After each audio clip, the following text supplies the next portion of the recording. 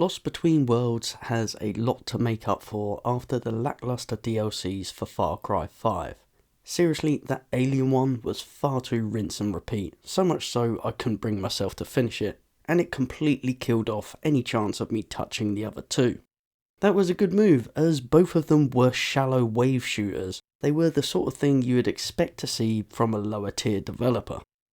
Anyway, Ubisoft have become synonymous with boring games that go on forever, though I felt the Far Cry franchise were the last holdout from being deeply plagued with the Ubisoft issue. I chose to ignore the fact that Ubisoft have consistently made little to no corrective measures with their other franchises before pre-ordering the premium edition of Far Cry 6. My thinking was, surely they have learned from the backlash they got from 5's DLC that they wouldn't have the stones to half-arse it again. So what's Lost Between Worlds all about?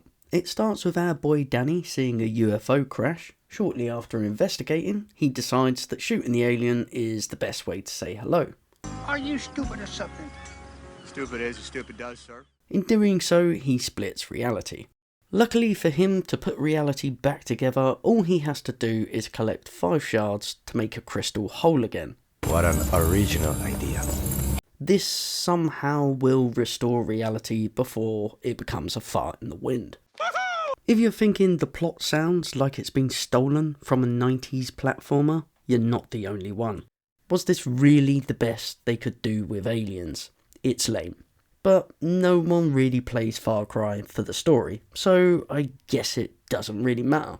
After getting chewed out, Danny now has the mission to locate the shards with the guidance of the constantly naggy alien. The back and forth dialogue between them is nothing short of irritating.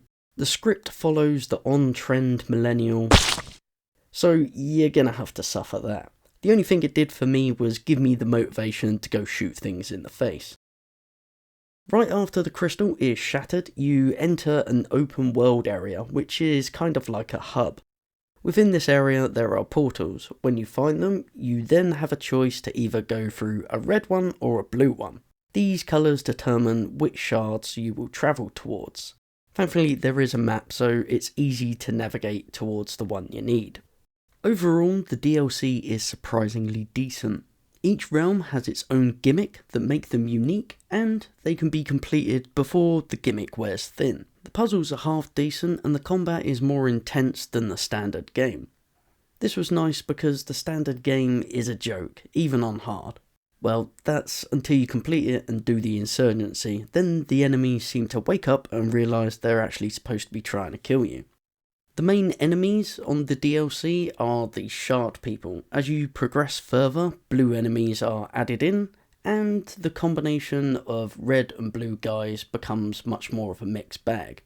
The point of these colour codes is that you basically have to flick over your weapon to change to the corresponding colour of the enemy, or your gun's not going to be effective against them at all. You will find that in later stages you'll be switching your gun out as frequently as Dex goes through vehicles.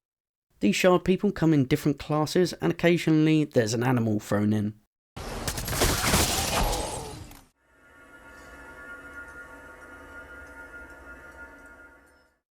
To be honest, it's passable because they are used well in the level design, however shooting shard people isn't very satisfying, and I was hoping for something a bit more inspired.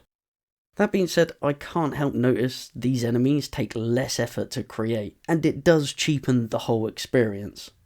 Being a cynic and not a big fan of Ubisoft, I put this down to half-arsing rather than a creative choice. I don't feel this colour matching added a great deal to the combat. I'd argue that it's more of a detriment than a positive. In places it was annoying as it slowed the pace. The rest of the time it's just there, but you'll have to make your own mind up of what you think of it. What you get out of this DLC is a roguelike sort of challenge. The levels have interesting visuals, decent design and flow to them. Lost Between Worlds ran about the right length overall for DLC, and does have a fair bit of replayability, because after completing it you can run back through and get the challenge trophies. I think that it delivered more than I was expecting, and I did complete all of the trophies, so overall, yeah, I got my money's worth out of it. This is unbearable! That's guilt. Welcome to life on Earth.